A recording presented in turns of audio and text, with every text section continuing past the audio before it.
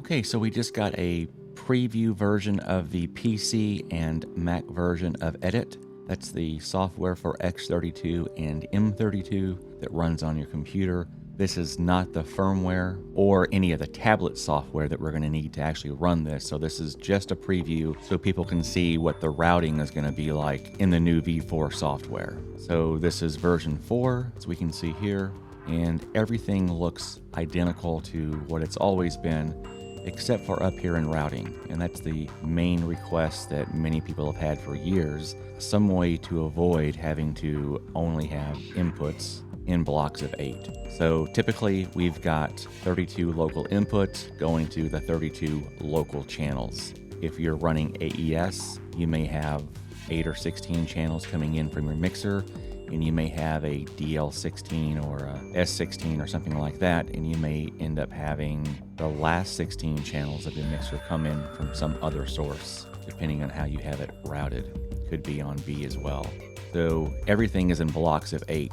And so what Behringer and Midas has done with the V4 update is give you the option to build user inputs and user output banks. So this is the area where you will be able to bring in user input banks into your 32 channels. So it's still blocks of 8, but blocks of 8 that are completely customized in these two sections, input and output, by the user. So let's take a look at these areas. It's pretty amazing. It's 168 inputs across the top, and those are going to be networked inputs, local inputs, card inputs, aux in, and talkback inputs. So 168 by 32 grid that you can custom patch in any order. So let's check this out real quick. Let's say that we simply have 1 through 8 and 9 through 16 are going to be on an X32 producer. So those are going to be local inputs. In that case, we don't have to do any custom patching. We're simply going to do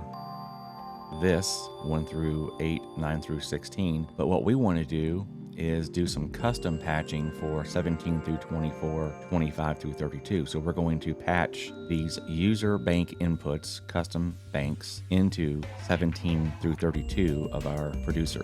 So let's figure out where we're going to get these inputs at. So we're going to be working through these two sections right here, everything along this path and this path, all 168 of these. So let's say that we've got a DL16 hooked up on AES-A. I can come in here and take 4 channels of that from 1 through 8. And let's say I've got something on B. Now let's just say I want to take the first 4 channels of that. Where's that going to be? 1, 2, 3, 4. Okay. So I've got the first 4 channels of one DL16 and the first 4 channels of the second DL16 on AES-B.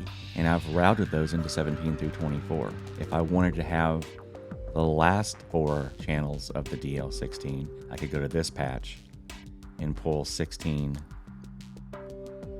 So now I've got 1 through 4 here, and 9, let's see, 16, 13 through 16 here being routed. So that's pretty customizable right there. Now let's go a little bit further. What if I had a couple card inputs that I wanted to take? And so let's say I've got click track coming in from a computer on a card. Well, I can click right here and convert these two, and you saw those just disappear from here. And now I've got card coming in. This is going to be a bank of 8, but customized through 3 different sources on my entire network. I can come down here. We always want to have talkback, let's say from front of house. So I'll pull a talkback from there. I might even have some mics down here on the end. I'll pull some mics in.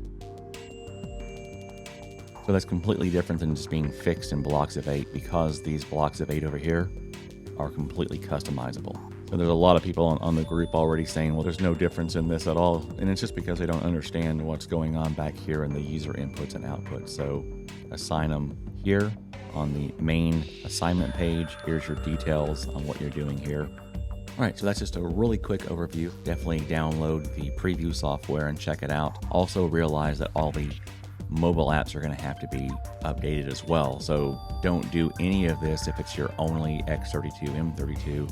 Just wait for others to start using this and report back that everything's working well. All this information is going to be on the user group, Midas, and Behringer X32, M32 group on Facebook.